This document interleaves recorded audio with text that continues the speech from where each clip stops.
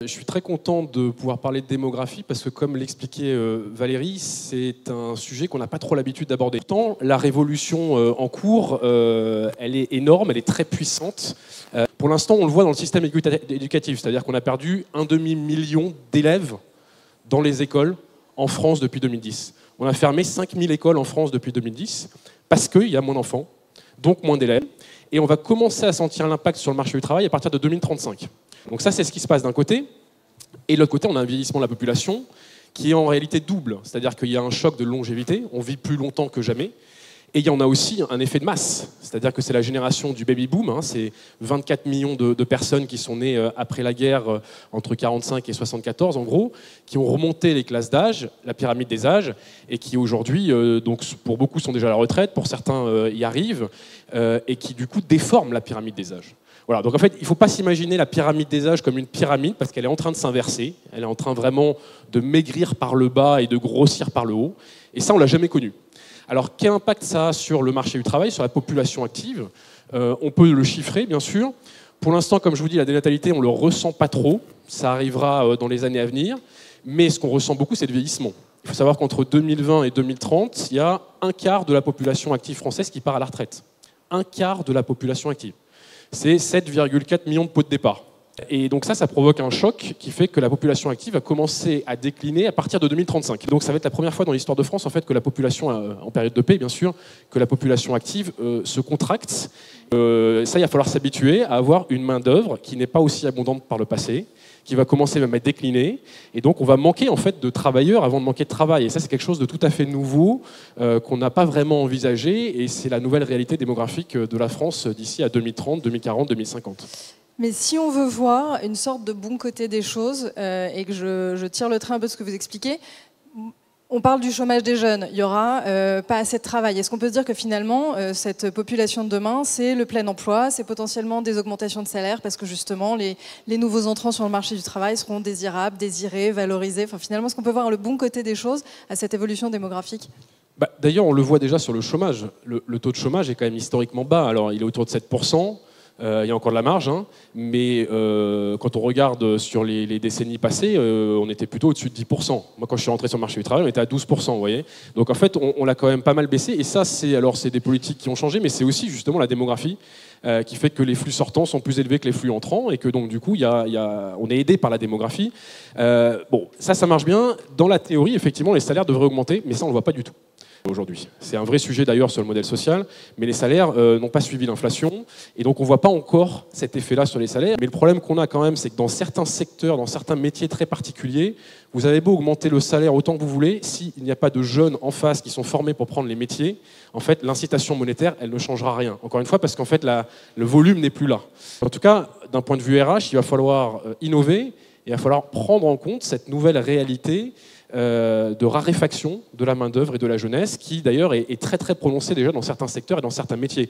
Là, je vous parle au niveau national, la population active, elle recule déjà dans des régions, alors pas ici, mais le Grand Est, la Normandie, Bourgogne-Franche-Comté, enfin, c'est des régions qui sont déjà confrontées à un déclin de la population active par ces flux entrants et sortants qui ne s'égalisent pas.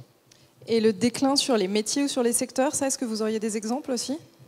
Oui, alors je crois que voilà, on a quelques slides à montrer. Ça, c'est simplement une liste de métiers avec le plus gros taux de départ à la retraite.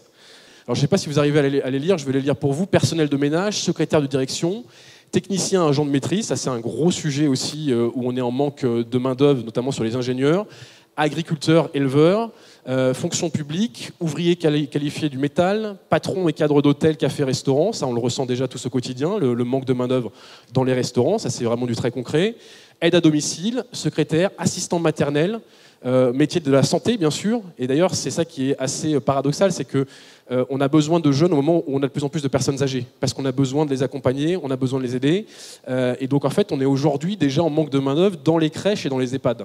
Aux deux extrémités des âges, ça se fait ressentir assez concrètement. Et donc vous voyez que, par exemple sur la natalité, les assistantes maternelles, le fait qu'on ait 35% des assistantes maternelles qui partent à la retraite d'ici 2030, ça crée aussi des grosses tensions justement qui reviennent sur les questions des natalités, comment on fait pour la garde d'enfants, etc. Est-ce que maintenant on a des solutions à mettre en face ?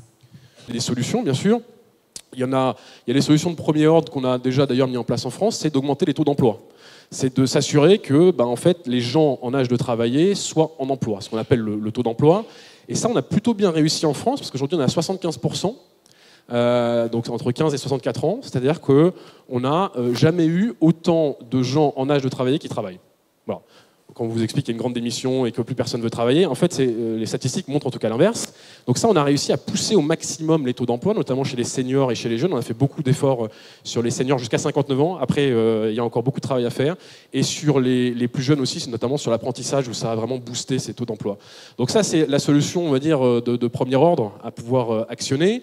Et puis alors après, qu'est-ce qu'on fait une fois qu'on a fait ça ? Ça ne suffit pas. Alors en France, pour l'instant, on a de la marge, parce que démographiquement, on n'est pas les plus à plaindre. Quand vous regardez l'Italie, le Japon ou l'Allemagne, c'est des pays qui sont beaucoup plus avancés que nous, qui perdent déjà de la population, qui ont un solde naturel négatif, c'est-à-dire qu'ils ont plus de décès que de naissances. Nous, on n'en est pas encore là, même si ça va bientôt arriver. Eux, ce qu'ils font, c'est simple.